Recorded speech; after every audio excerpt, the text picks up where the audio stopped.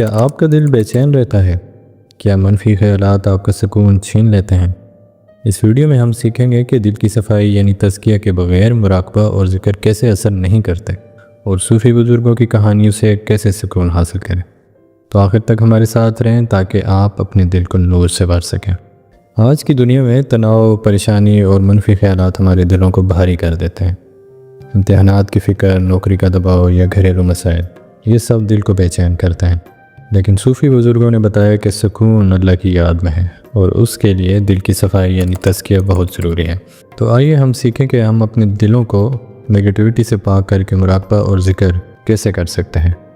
تو فرینڈز، دل کی بے چینی کیوں ہوتی ہے؟ ہمارے خیالات ایک سمندر کی طرح ہیں جہاں لہریں کبھی حسد کی، کبھی غصے کی اور کبھی خوف کی شکل میں اٹھتی ہیں۔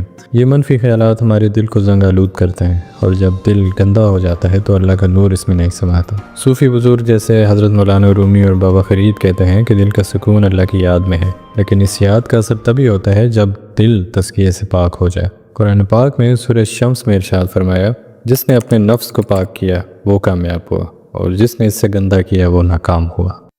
تزکیہ اصل میں ہے کیا؟ تزکیہ دل کی صفائی کا نام ہے۔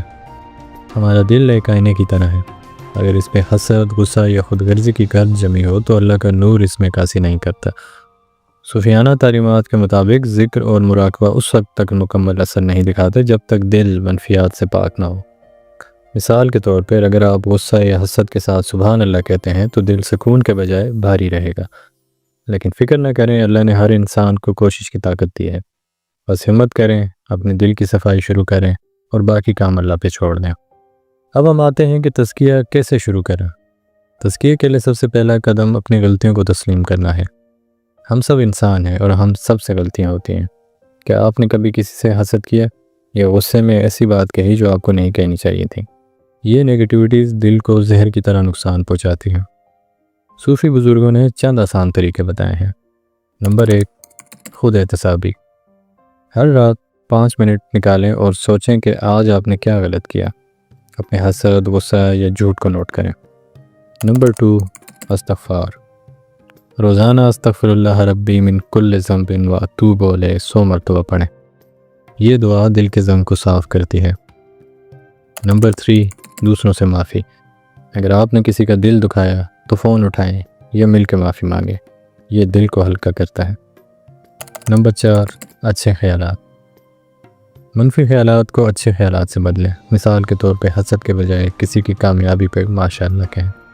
جناب حضرت حسن بصری رحمۃ اللہ علیہ ایک بار اپنے شاگردوں سے ناراض ہوئے۔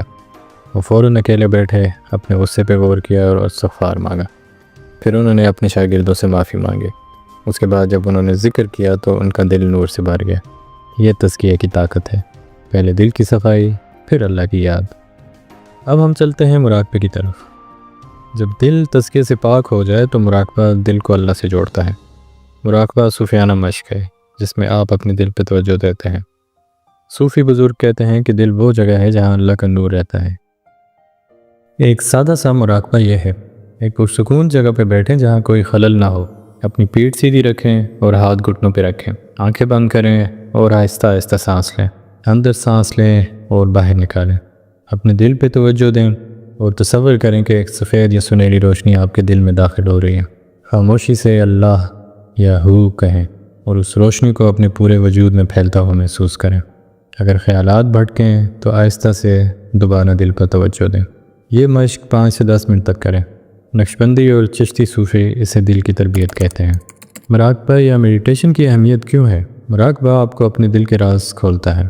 جب آپ اپنے دل پہ توجہ دیتے ہیں تو آپ اللہ کے قریب ہوتے ہیں، لیکن یاد رکھیں اگر دل میں حسد یا غصہ ہو تو یہ روشنی نہیں آئے گی۔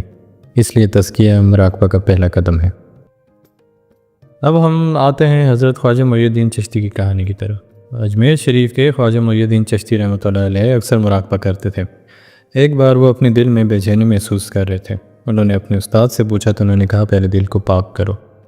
خواجہ صاحب نے ایک غریب شخص سے معافی مانگی جس سے وہ بے خبری میں سخت بات کر بیٹھے تھے۔ اس کے بعد انہوں نے مراقبہ کیا اور ان کا دل سکون سے بھر گیا۔ یہ تزکیہ اور مراقبہ کی مشترکہ طاقت ہے۔ تو فرینڈ، ذکر کیسے کریں؟ ذکر اللہ کی یاد ہے جو دل کو چمکاتا ہے۔ قرآن میں سورہ رعد میں ارشاد ہے کہ اللہ کا ذکر دلوں کو سکون دیتا ہے۔ ایک سادہ سا ذکر ہے سبحان اللہ یا لا الہ الا اللہ، جو آپ 100 مرتبہ دہرائیں۔ تسبیح استعمال کریں یا انگلیوں پہ گنیں۔ ذکر کرتے وقت اپنے دل میں اللہ کو یاد کریں اور اپنے دل کو اللہ سے جوڑیں۔